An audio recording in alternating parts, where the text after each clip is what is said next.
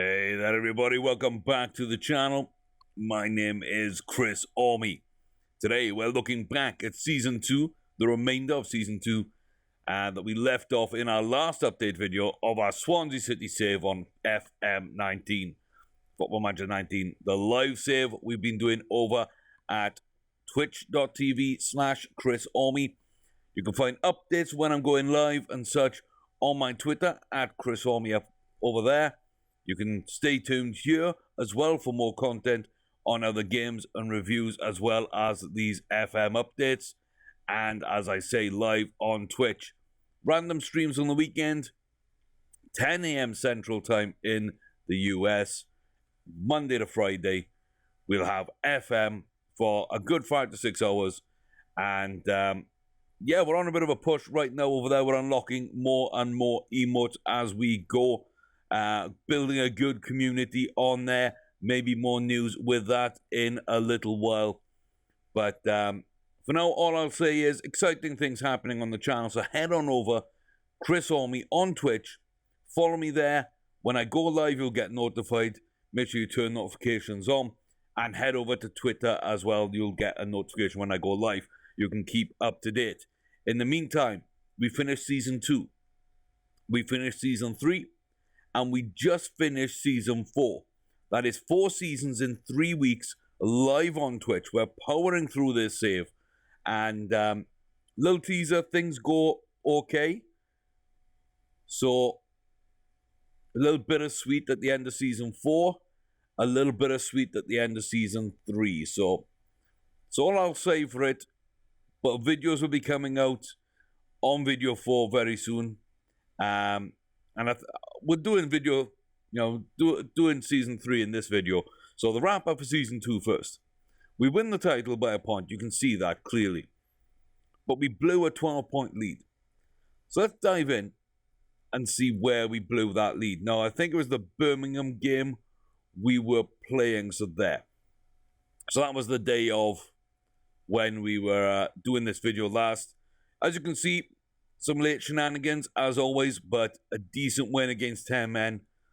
But a back-to-back draw, including a last-minute heartbreaker at Forest. Put the kids out with Morpay and a few other players, and they did really well against West Ham, but they couldn't get across the line. Close loss there. At home to Barnsley, things pick up, but then we drop the points on the road. Huddersfield and Norwich with absolute heartbreakers there. We felt like we were in those games, but we just couldn't get anything out of them. Bit of a dour affair at home to Preston. Morale is really hurting right now.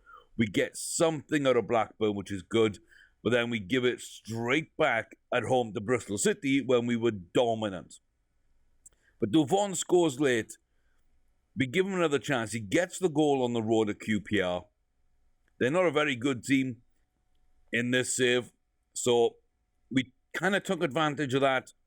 We made sure we got the result there. Then home, Sheffield United, big win.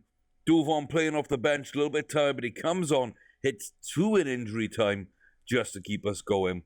He nails another one early after Ollie gets the penalty, Captain McBurney there, on the second consecutive home game of this little run against Rotherham, who were the worst team in the division. And then Matt Grimes late on. And then on the road, Ben Mee's own goal and Inde late on. We put the pressure on. It finally told. And we're 12 points clear at the top. Now, results kind of went our way along the way as well. But not for us. Not for us. Other teams' results kind of stopped them from overtaking us. You can see here, crushing defeat at home to Hull. We got a lot of history with them. We got a lot of history with Cardiff. We pick up the win there, I thought. But no, last minute, ruled out. It's 1-1. Big loss to Brentford. Come back at home to Stoke. Control the game from the early days. Couple of late goals. And we lose that one. We lose a tough game against Charlton that we really should have got something out of. And an own goal late on gives Middlesbrough the points at the Riverside.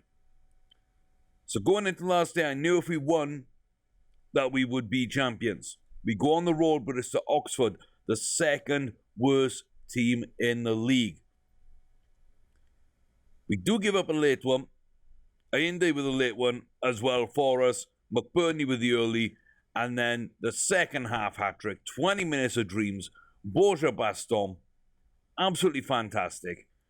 And as you can see, they didn't really play well all season long. It was a good time to play them. We narrowly get the win in the race for the title over West Brom. Derby ran as close. Preston for a long time a close. Burnley for a long time a close. Stoke win the playoff. They come up with us in West Brom. Birmingham, Oxford and Rotherham head down. But what a season. Bittersweet. Very, very bittersweet season 2. Now, I'm so delighted we get up to the Premier League. It's important, increase the club reputation, get the better players, sort of, move forward in a good direction. But the 12-point lead being blown, losing double-digit games, I'm not a fan of that. So we did a lot of work. We had to. Now, there's not too much business being done after the video I showed you. To say all these players had already come in, including Avdic. Arosa, young goalkeeper, looking pretty decent at the moment, still doing quite well. Not quite ready for first team football still, but a cheap deal for him. And as you can see, Che Adams, he goes out. We recoup our money on him, and that's a decent deal. A couple of youngsters go out, some loanees go out. So not too much at all in terms of transfers. But we went back in the Premier League. We finally got up out the Championship, and we're building a core of young players that maybe could do something. So let's go find out exactly how good that year was. So into the transfers. As you can see, out across the season, lots of free transfers. Barbe out, Osoro up, Mulder, John, Diallo leaving us with Barry McKay, Burgess as well, out on loan with a bunch of others, including McBurney, who was unhappy. Bender out, Neil Morpay leaving for Celtic. He's had great success up there. 10 million, a good fee for him to recoup my money. And as you can see, not much else going our way. Young defender Enzo Campo, right back, fantastic, turned into an absolutely beastly player for us. You can see there, absolutely fantastic. Some young players there, not really going to go into those. But then another Argentinian, Alan Franco, at the back, very big impact. The two Argentinians really helped securing that back line for us. Then up top, we needed someone. Kolenovic, striker, target man, goal scorer, bit of everything. We liked him a lot, and he's come up big for us. And we'll see just how big an impact that 4.1 from Legia Warsaw is going to be. Then some more youngsters. Tarkowski on the bench. We've since moved him on, but he was good cover there for centre-back. Then Theo on loan. He keeps going out on loan. Free transfer. Picking him up from Real Madrid. Theo Zidane. Decent player, but not probably going to make it at the club. He's still stuck around just about. Fala, young South African. We've been waiting for him to join. He's suddenly come in. He's looked good. He's played well. Maybe at the start of season 5, maybe not in the team, but for a while, season 3, season 4, he was worming his way into that lineup. Torres, another midfielder. Not sure if he has what it takes all in all to make an impact. And Federico Soto, 6 million, absolutely phenomenal. Again, another Argentinian. We're building on Argentinians. As you can see, this is an absolutely phenomenal addition. And Suda as well, coming in for 11.5 million in January. Pretty big player, but ends up leaving us as things change. So we've got some midfield talent in Soto, Suda, Fala, Theo. We got Arp. We got Kolenovic up top. Franco and Ocampo at the back. And also we've got them being covered by Tarkovsky, bunch of youngsters. Things looking quite decent at this stage.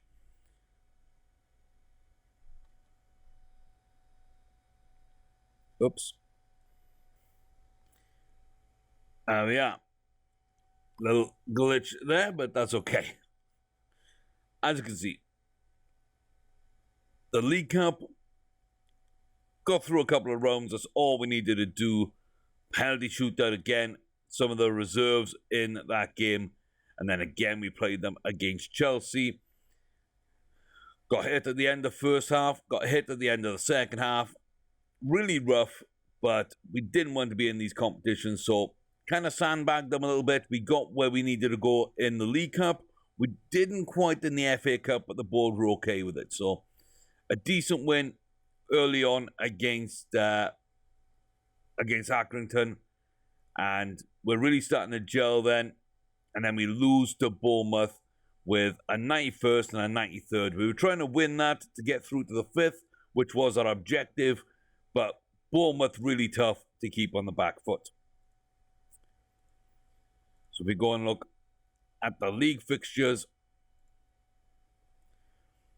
As you can see, off to a decent start. Away to West Ham, big opening win. Then we lose to Spurs.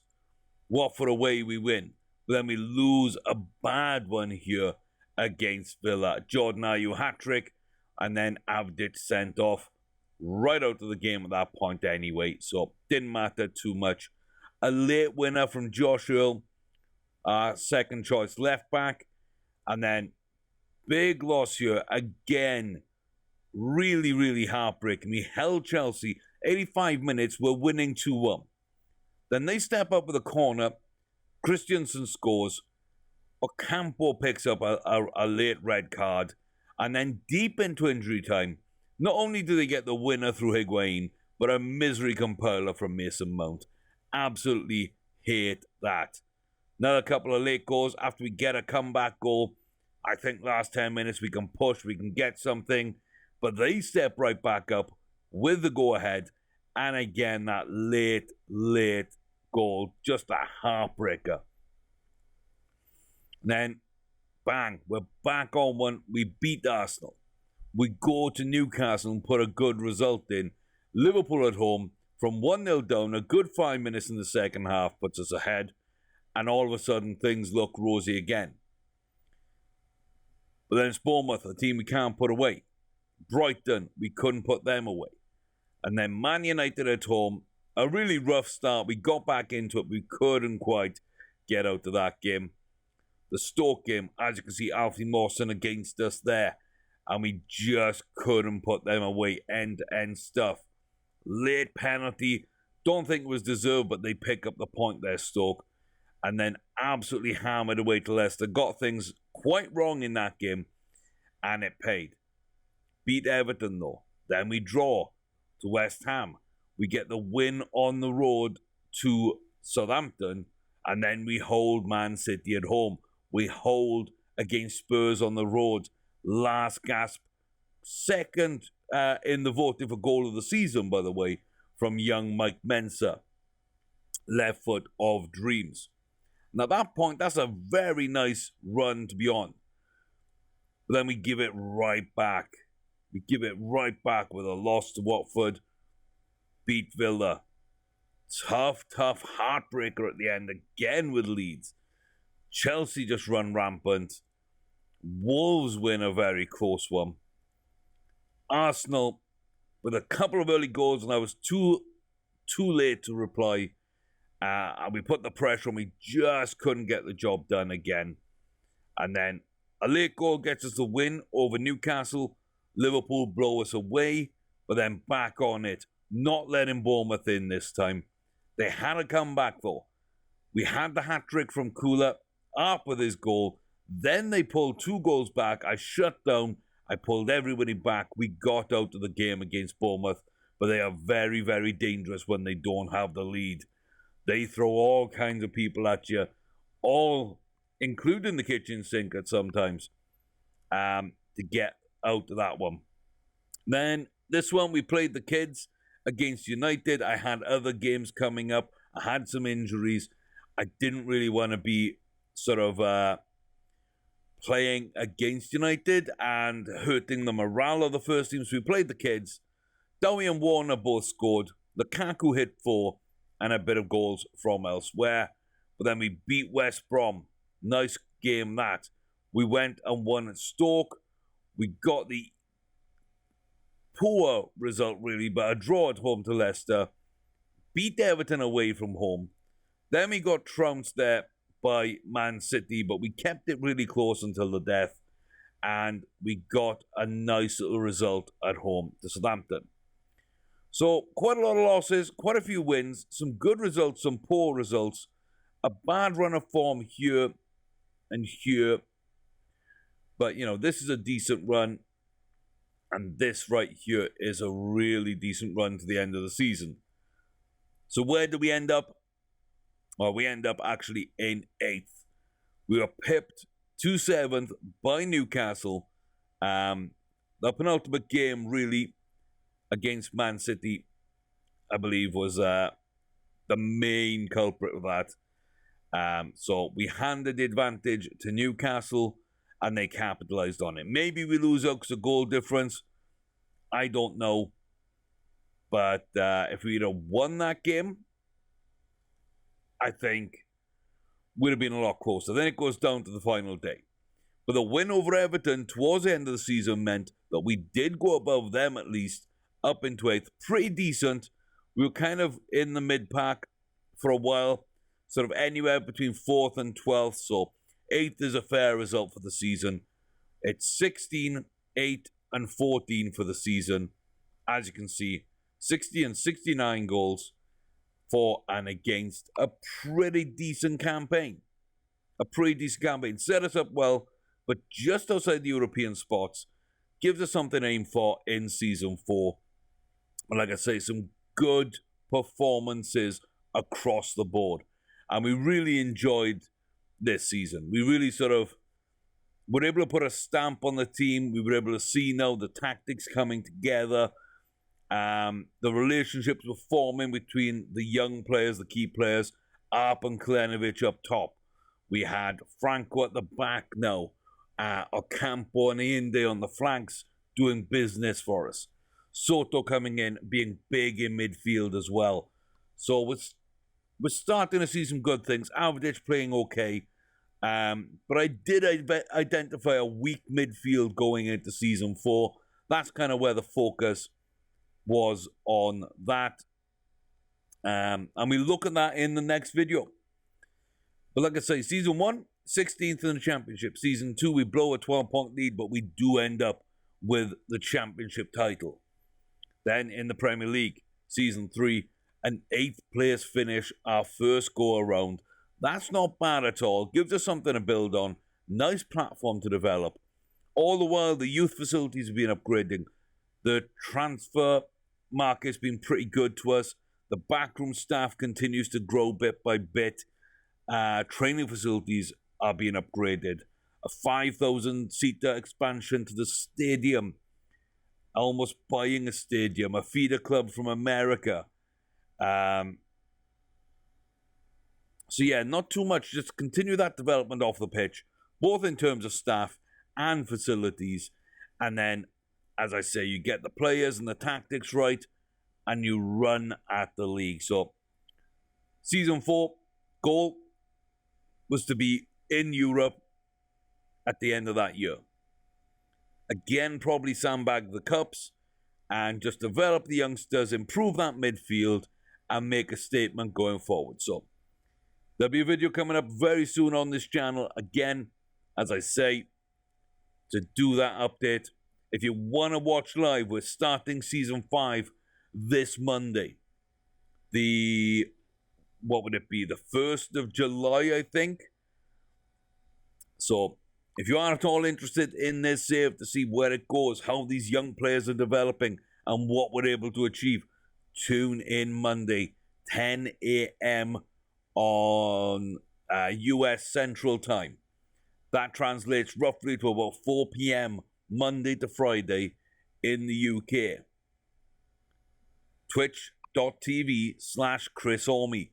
Follow me on Twitter at Chris Ormy. You'll get a notification when I go live from each of those. But yeah, it's been a fantastic journey with this club. The rebuild, the retool, and renewing the faith of the fans. So, on and off the pitch, we're in good shape at the end of Season 3. Like I say, Season 4 now is a statement of intent. And then we see where it goes from there. But I'm really happy with how this first season in the Premier League went. So, what more can I say? Tune in soon. Season 4 update on its way. And get on over to Twitch. There's emotes if you subscribe. It's a way to support not only the stream and things over on Twitch, but also my channel here. There'll be more giveaways. There'll be more reviews, more games I can get to review, and so on and so forth. So I hope to see you there. We're building a good community around the Football Manager streams over there. Hope to see you there very soon. Till then, guys, y'all take care. I'll see you back here very soon for Season 4 update and Season 5 live on Twitch.